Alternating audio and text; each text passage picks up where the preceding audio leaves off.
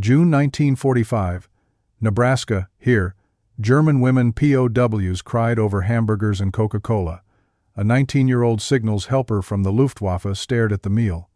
She had been taught to expect monsters. She was promised brutality behind the barbed wire. Instead, an American guard handed her a sizzling hamburger. The first bite tasted like every lie she had ever been told. It was a simple act of mercy, but it planted a seed of doubt that would become a burden.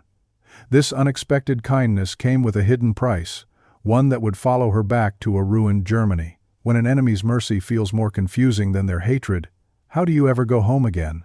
We are interested to see how far these testimonies travel. Please share your city and local time in the comments. If humanity and war matters, subscribe to keep these memories alive. June 1945, Nebraska here. German women POWs cried over hamburgers and Coca-Cola. Under a vast and unforgiving sky, the dust of the American plains settled like a fine gray powder on everything. It coated the barbed wire fences that stretched for miles, the rough wooden planks of the barracks, and the tired gray uniforms of the captured German women auxiliaries. 19-year-old Lotte Weber, formerly a signals helper for the Luftwaffe, sat on a crude wooden bench, her back straight, her hands clenched in her lap. She felt the dry heat pressing down, a heavy blanket that smothered sound and thought.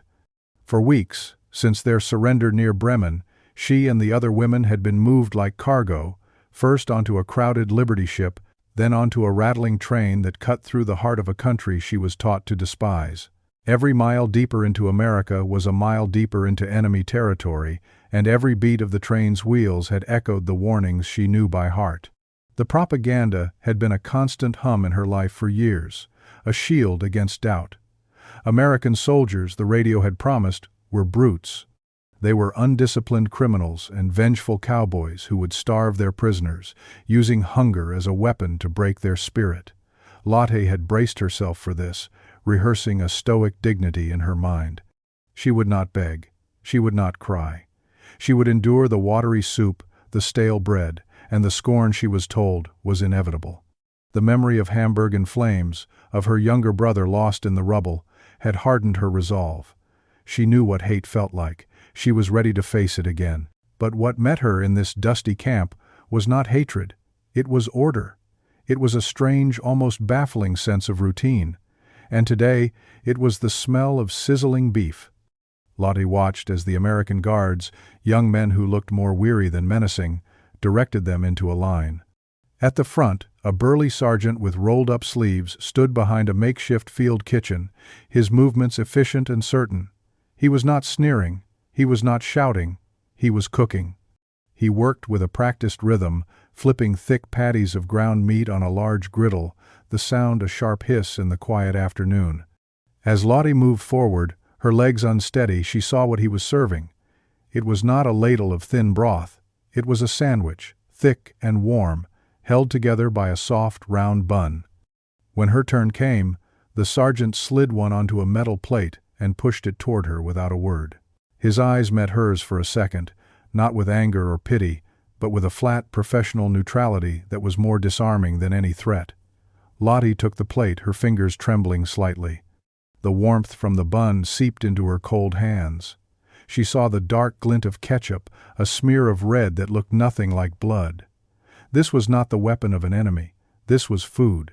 She found her friend, Hild, and they sat together, the plates balanced on their knees. Beside the hamburgers were dark, sweating bottles of Coca-Cola, stacked in wooden crates like strange brown trophies. Another guard had handed them out, prying the caps off with a tool on his belt. The hiss of escaping gas was a sound from another world. Lotte stared at the meal, a thing of impossible abundance. The hamburger was heavy in her hand. The bottle felt cold and solid against her palm.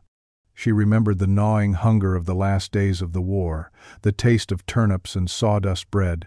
She remembered the speeches that promised glory but delivered only ash. And then she looked at the hamburger again. Slowly she lifted it and took a bite. The taste was overwhelming. Hot, savory beef, the soft, yielding bread, the sweet tang of ketchup. It was the most delicious thing she had ever eaten. A strangled noise escaped her throat, half laugh, half sob. Beside her, Hilda took a sip of the Coca-Cola, her eyes wide with shock. "Das ist so gut," Hilda whispered, her voice filled with a disbelief so pure it was almost painful. "This is so good." The simple words hung in the air, a verdict on more than just the food. Lottie took a drink from her own bottle, the cold, sweet fizz a delightful shock against the back of her throat. And then the tears came. They were not tears of sadness for her lost home, or of fear for her unknown future. They were tears of profound, shattering confusion. Everything she had been taught, every word spoken with absolute certainty by her officers, every poster that depicted Americans as monsters, dissolved on her tongue with the taste of sugar and beef.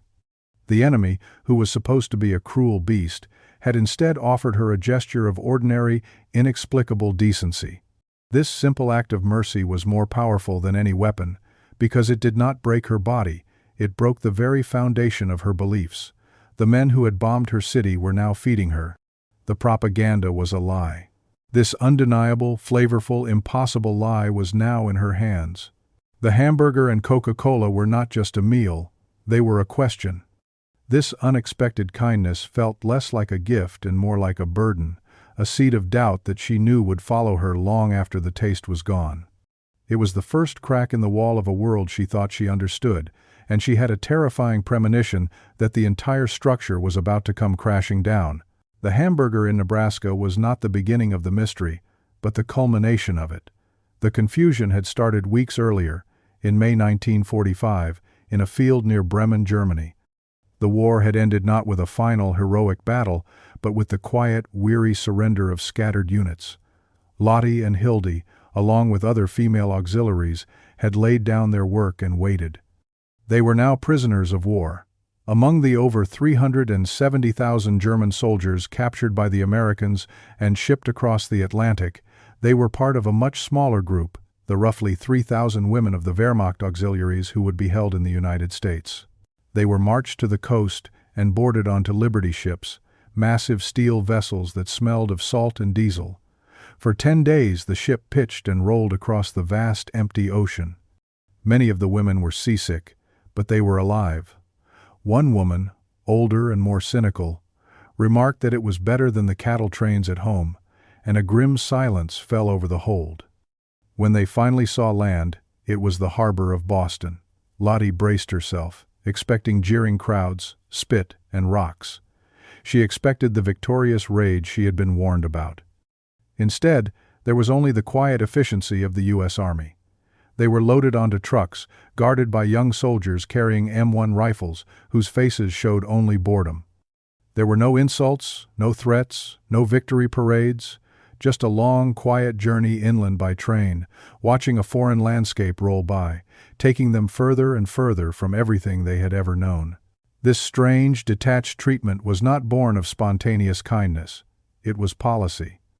The United States was a signatory to the 1929 Geneva Convention, and unlike in the brutal conflicts on the Eastern Front, these rules were being followed with meticulous, almost bureaucratic precision. The framework insisted on a standard of care that seemed impossible to the German women. The regulations stipulated that prisoners of war were to receive the same rations as the captor's own soldiers. This rule alone, equal food, was a concept so alien it felt like a trick. The policy also guaranteed access to mail through the Red Cross and required that prisoners be paid for any labor they performed. While the French and Soviet POW camps became infamous for starvation and mortality, the death rate in American camps remained less than 1%. This was a mercy delivered not by men but by a system. It was an impersonal dignity, enforced by paperwork and military order, which made it all the more baffling. It was one thing to be spared by a single compassionate soldier. It was another to be protected by the very structure of the enemy's army. Lottie and the others were not being treated as hated enemies to be broken, but as a logistical problem to be managed according to a strict set of rules. Their first months were spent in a sprawling camp in Texas, where the heat was even more oppressive than in Nebraska. The days fell into a predictable rhythm of work. The women were assigned tasks based on need, sorting laundry in vast, steamy sheds, picking cotton under the blazing sun, or working in the camp kitchens. The labor was tiring, but it was not slave labor. For their work, each woman was paid 80 cents per day in camp scrip, a special currency they could use at the post exchange. This small wage was a profound restoration of choice. It was the first time in years they had any control over their own lives. Women began to save their scrip for small dignities. They bought toothpaste, hair ribbons, and precious, colorful bars of American soap.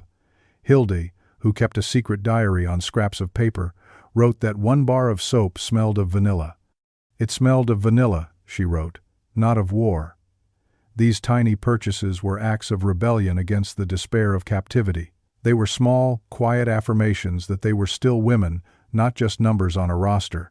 They were reassembling their humanity, one bar of soap at a time, in a place they were supposed to lose it entirely. But this strange comfort soon curdled into a new kind of pain. Letters from home, censored but still arriving through the Red Cross, told a story of a world that was the opposite of theirs. While the women in Texas tasted peanut butter and sweet canned peaches for the first time, their families in Germany were starving. Their mothers and sisters stood in bread lines for hours in the ruins of bombed-out cities, hoping for a crust of bread or a handful of potatoes. The contrast was a sickening, hidden shame. Every meal Lotte ate, every piece of chocolate she was sometimes given, felt like a betrayal. The kindness of her captors was building a wall between her and the suffering of her own people. She was safe. She was fed. She was clean. And she had never felt more alone. The mercy that had first cracked the lies of propaganda now created a different kind of crack, one inside her own heart. The hamburger and Coca-Cola were not a simple meal. They were evidence of a separate reality, a comfortable captivity that no one back home would ever understand or believe. And as she sat under the shade of a barracks, holding a sweet cold soda, a terrible question began to form. What good was mercy if it only made you a stranger to your own family? The fragile comfort of the camp was shattered not by an act of cruelty, but by an act of truth. One evening, the women were assembled in a large recreation hall where a white sheet had been hung on a wall. The camp authorities had decided it was time for them to see what the world was now discovering. A projector whirred to life, casting a flickering black and white beam onto the screen. It was an American newsreel, but this was not a film about brave soldiers or victorious battles. The images that appeared were from places Lotte had never heard of, Dachau and Buchenwald. The hall fell into a ghostly silence.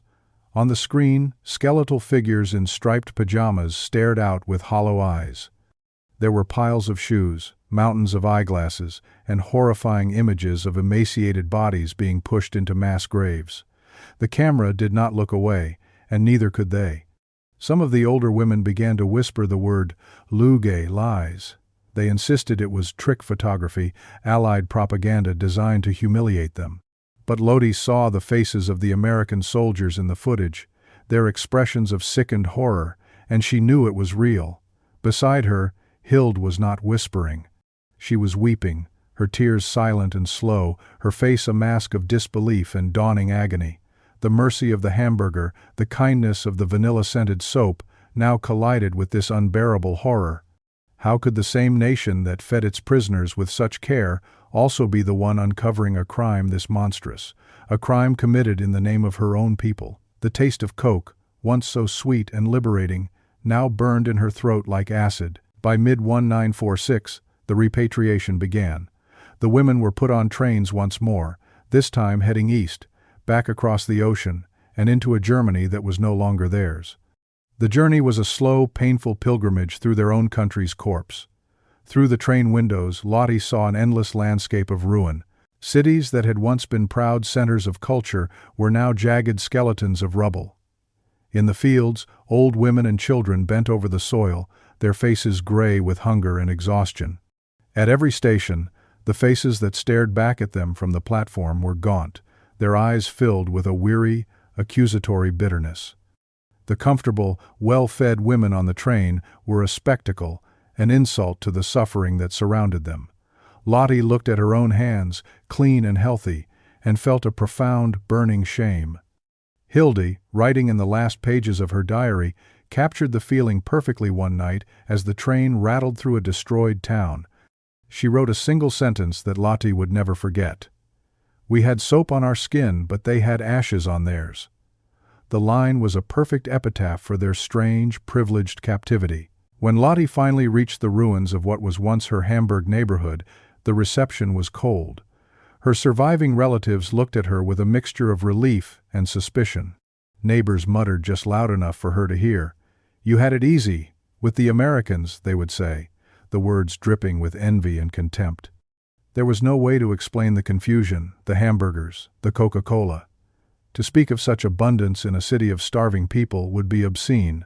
The kindness they had received was a secret they had to keep, a private memory that now felt like a guilty collaboration.